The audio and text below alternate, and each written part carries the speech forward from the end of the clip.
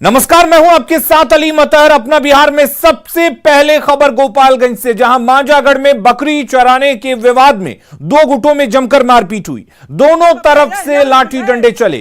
तस्वीरों में आप साफ देख सकते हैं कि किस तरह लोगों ने एक परिवार पर हमला कर दिया। घर में एक महिला, उसकी बेटी और एक बेटा है।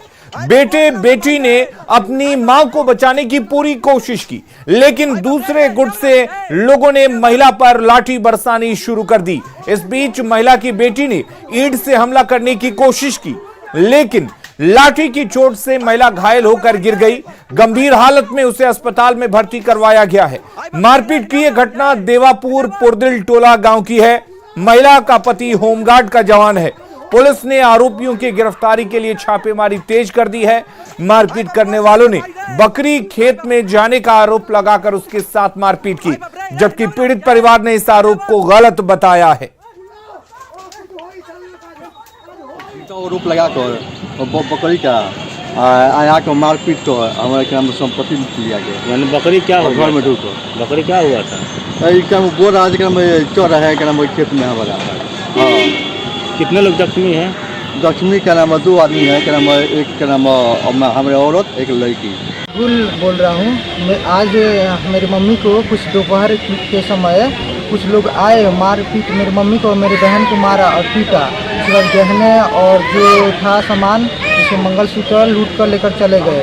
और पूछने पर बोल रहे थे कि बकरी तुम्हारी चली गई थी हमारी धान हमारे मक्के के खेत में, जो ये बात झूठा था। पटना में ग्राम रक्षा दल के सदस्यों की पुलिस से भिड़ंत हो गई। ग्राम रक्षा दल से सदस्य प्रतिबंधित क्षेत्र में घुसने की कोशिश कर रहे थे, जिन्हें जेपी गोलंबर के पास पुलिस ने रोक दिया। इस दौरान दोनों में भिड़ंत हो गई। आपको बता दें कि मानदेय समेत विभिन्न मांगों को लेकर ग्राम रक्षा दल के सदस्य प्रदर्शन कर रहे थे।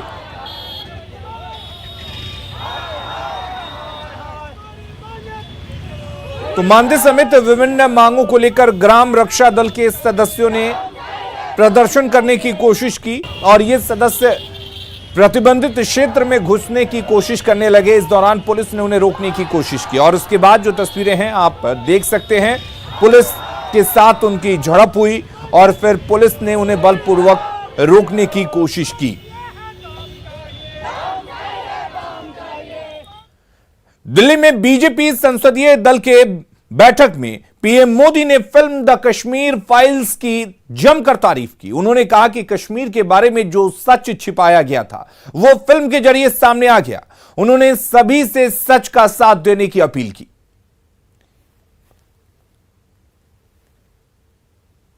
इन दिनों आपने देखा होगा कश्मीर फाइल फिल्म की चर्चा चल रही है, और जो लोग हमेशा फ्रीडम ऑफ एक्सप्रेशन के झंडे लेकर के घूमते हैं, वो पूरी जमात बौखला गई है पिछले 5-6 दिन से। और ये फिल्म का तथ्यों के आधार पर, आर्ट के आधार पर उसकी विवेचना करने के बजाय उसको डिस्क्रेडिट करने के लिए बड़ा मुहिम चला है। आपने देखा होगा एक पूरी इकोसिस्टम। कोई सत्य उजागर करने का साहस करे,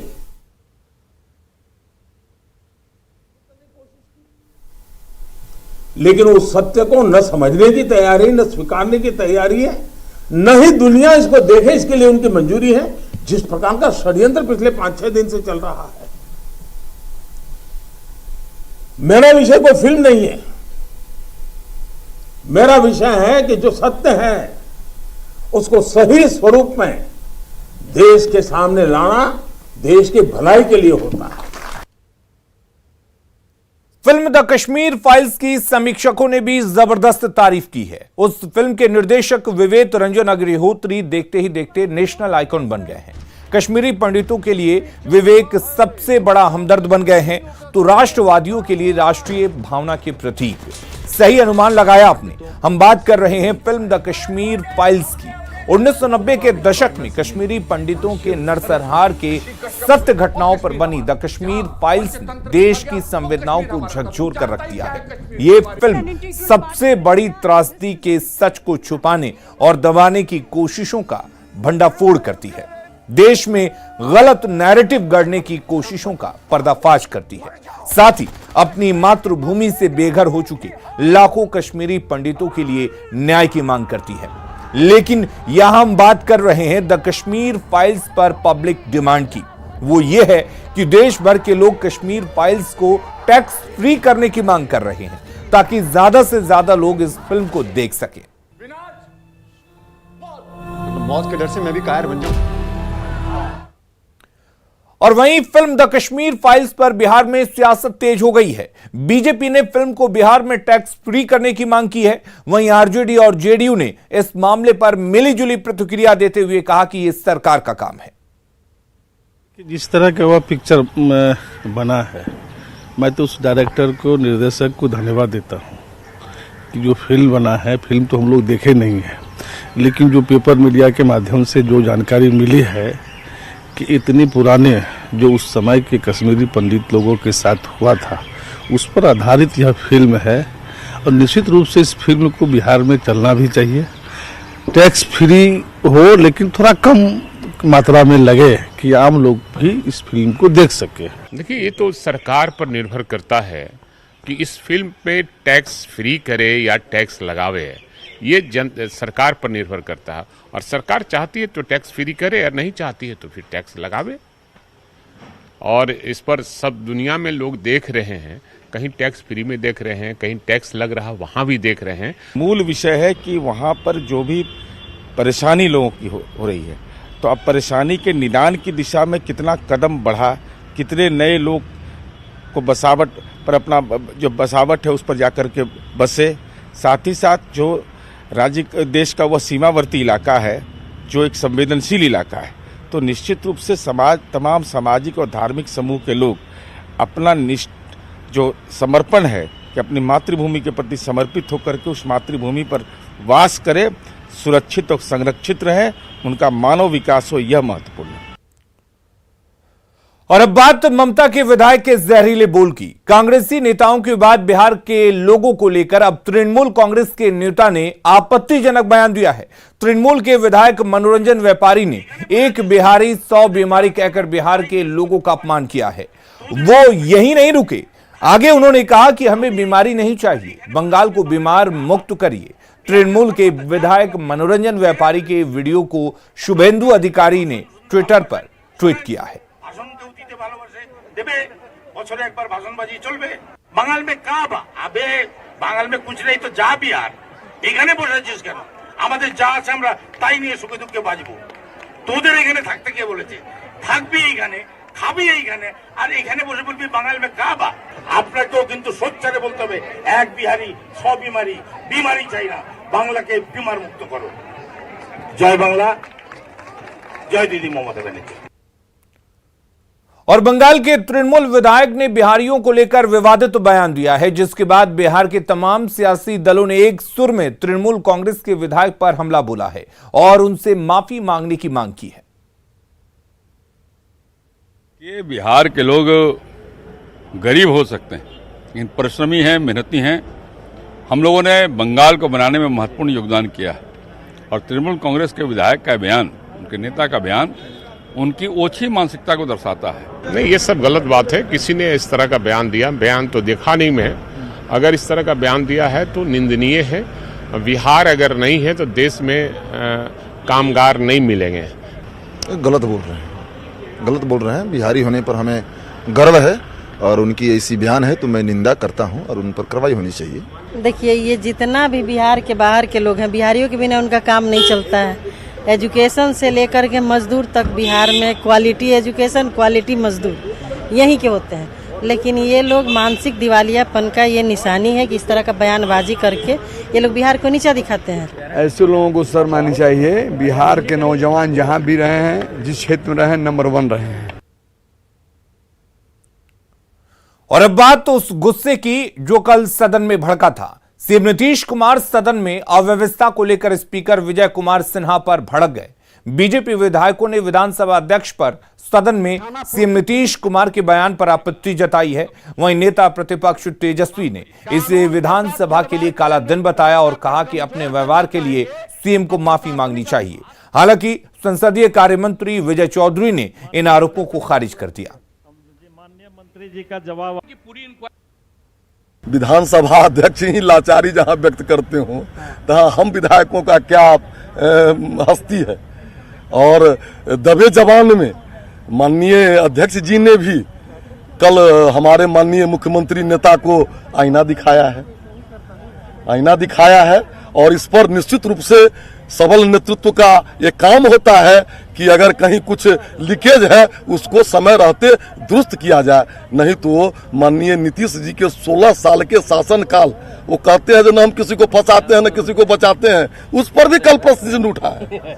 वो कहते हैं कि सबका न्याय सबका विकास, उस पर भी प्रश्न चिन्ह उठा है कल सदन में जो हुआ है। जो हुआ अच्छा नहीं हुआ, क्योंकि इस तरह की व्यवस्था हमारे यहाँ नहीं है कि जो आदमी विधानसभा का अध्यक्ष है, जिसे सर्वसम्मति से विधानसभा का अध्यक्ष बनाया गया हो, जो आदमी विधानसभा को इतने अच्छे तरीके से चला रहा हो। मैं 3 टर्म से विधायक हूँ, 12, 15, 20 को शून्यकाल नहीं होता था, आजकल 100 शून्यकाल होता है। इतने सवाल लोगों के लिए जा रहे हैं, सदन इतनी अच्छे तरीके से चल रहा है और सवालात जो भी विधायक सदन में नहीं करेगा तो मुखियारी में करेगा और हरी में करेगा। ये बहुत ही दुखद है, निंदनीय है कि इस प्रकार का व्यवहार मुख्यमंत्री जी की ओर से रहा।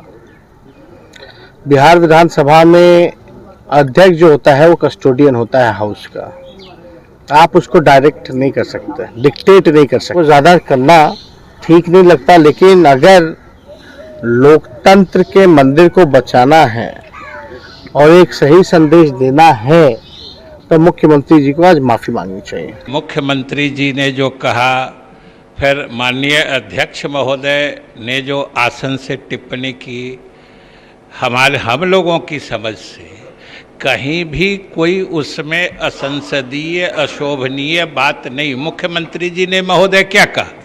मुख्यमंत्री जी ने स्पष्ट रूप से कहा कि विधायिका और कार्यपालिका के कार्य और दायित्व संविधान में स्पष्ट रूप से परिभाषित हैं, रेखांकित हैं। दोनों को एक दूसरे का सम्मान करना चाहिए। एक दूसरे में हस्तक्षेप करने से असहज परिस्थिति उत्पन्न होती है। और आसन के प्रति सीएम नीतीश कुमार के आचरण से नाराज आरजेडी विधायक आज सदन में काली पट्टी बांधकर पहुंचे और सदन में भारी हंगामा किया। सदन में संसदीय कार्य मंत्री विजय चौधरी ने सरकार की ओर से सफाई देते हुए कहा कि सीएम ने कुछ भी गलत नहीं कहा। इस पर आरजेडी के सदस्यों ने भारी हंगामा किया, जिसके बाद सदन की कार्रवाई दोपहर 2 बजे तक के लिए स्थगित कर दी गई।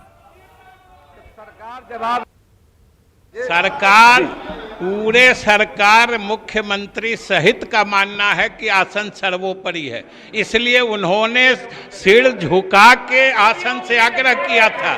और महोदय आज ये लोग कह रहे हैं कि आसन पर अध्यक्ष आके सफाई दे। अध्यक्ष सफाई देता है? अध्यक्ष सफाई देगा महोदय? मैंने सदन सवाल करेगा और अध्यक्ष सफाई देगा? ये इनके संसदीय जनतंत्र का तरीका है। मंत्री ने ये कहा था कि सदन को नियमों से चलना चाहिए, नियम के विपरीत नहीं चलना चाहिए, तो उसमें उन्होंने क्या गलत कहा? अध्यक्ष महोदय ने भी यही कहा कि सदन को नियमों से चलना चाहिए, तो मुख्यमंत्री और अध्यक्ष तो एक ही बात कह रहे थे, बात में फर्क कहाँ था? सोमवार को बिहार विधानसभा में सीएम नीतीश कुमार के गुस्से पर सियासत तेज हो गई है। विपक्षी दल लगातार नीतीश कुमार पर निशाना साध रहे हैं। पटना में आरजेडी के प्रदेश अध्यक्ष जगदानंद सिंह ने कहा कि सोमवार को सदन में जो कुछ हुआ वो संसदीय इतिहास में पहले कभी नहीं हुआ। जगदानंद सिंह ने कहा कि नीतीश कुमार तंत्र की रक्षा करते करते लोकतंत्र को तार तार कर गए। स्वयं तंत्र ही हावी हो जाए और जनता का नियंत्रण खत्म हो जाए, उस दिन ये लोकतंत्र नहीं बचेगा। नीतीश जी, कल आप तंत्र की रक्षा कर रहे थे, लोकतंत्र की रक्षा नहीं कर रहे थे। कल तो आपने नकार दिया कि जनता भी कोई चीज होती है। एक प्रश्न का जवाब है नीतीश जी आपके पास? अगली खबर का रुख करते हैं। बेगूसराय से खगड़िया आ रही ट्रेन में 6 महिला कबड्डी खिलाड़ी अचानक बेहोश हो गईं, जिन्हें आनन फानन में उतारकर सदर अस्पताल में भर्ती करवाया गया है। फिलहाल सभी की हालत खतरे से बाहर है। ये सभी महिला खिलाड़ी बेगूसराय में आयोजित राज्य स्तरीय कबड्डी प्रतियोगिता में शामिल होकर खगड़िया लौट रही थी। ट्रेन में सभी को नाश्ते का पैकेट दिया गया था, जिसे खाने के कुछ देर बाद ही सभी के पेट में दर्द हुआ और उसके बाद वो बेहोश होने लगी थी। हालांकि अच्छी बात यह रही कि तब तक ट्रेन भी खगड़िया पहुंच गई, जिससे तुरंत सभी को अस्पताल में भर्ती करवाया गया।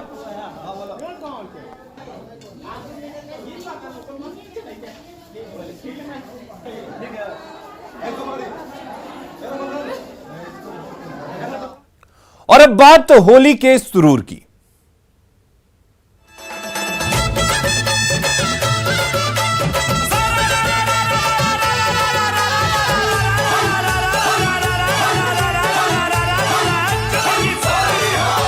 होली खेले रघुबीरा, अवध में होली खेले रघुबीरा।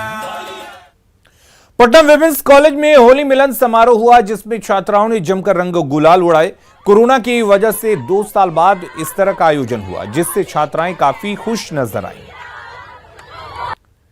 होली में इश्क की खेलूं, गर बेपरवाही झेलूं, और ऐसे ही कुछ बेपरवाह होकर आज पटना विमेंस कॉलेज की जो छात्राएं हैं वो होली मना रही हैं। तो हम इन छात्राओं से बातचीत करने की कोशिश करते हैं और जानते हैं कि क्या कुछ वो आज महसूस कर रही है, क्योंकि कोविड के बाद ये पहली बार ऐसा मौका है जब वो लोग इतना झूम करके होली मना रही है। तो सीधे तौर पर इन छात्राओं से बातचीत करने की कोशिश करते हैं। कुछ अच्छा सा गाना गुनगुना दीजिए। क्या है जो रंग बरसे भीगे चुनर वाली, रंग बरसे और रंग बरसे भीगे चुनर वाली, रंग बरसे। कैसा लग रहा है अभी कोरोना के बाद इस तरीके से खुलकर झूम? हमें तो लगा हम अपने कॉलेज लाइफ एंजॉय नहीं कर पाएंगे, बट कॉलेज खुल गया कोरोना के बाद, लॉकडाउन के बाद, तो बहुत मजा आ रहा है। मार्च में ही होता था कोविड आते थे, लेकिन इस साल थैंकफुली ऐसा कुछ नहीं हुआ। And see we are enjoying Holi. Thank you so much. तो आपने इन छात्राओं को देखा, हर तरफ जो है रंग और गुलाल उड़ा रही है ये लोग और खुशियां मना रही है, एक दूसरे को होली की बधाई दे रही है और ये उम्मीद कर रही है कि हर किसी के जीवन में रंग बना रहे। न्यूज़ 18 के लिए ऋतु रोहिणी, पटना। पटना यूनिवर्सिटी के वाणिज्य महाविद्यालय की ओर से होली फेस्टिवल का आयोजन किया गया, जिसमें कॉलेज के तमाम छात्रों ने हिस्सा लिया और एक दूसरे को रंग लगाकर होली की बधाई दी।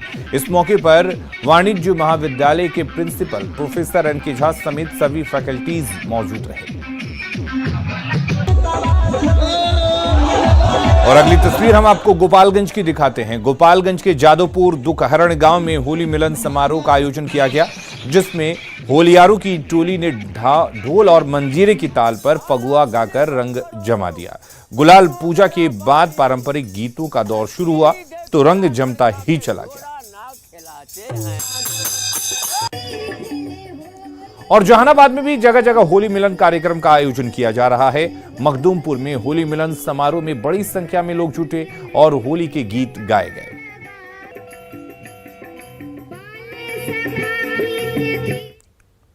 और अपना बिहार के इस बुलेटिन में फिलहाल के लिए इतना ही, लेकिन खबरें लगातार जारी रहेंगी। आप बने रहिए न्यूज़ 18 बिहार झारखंड के साथ।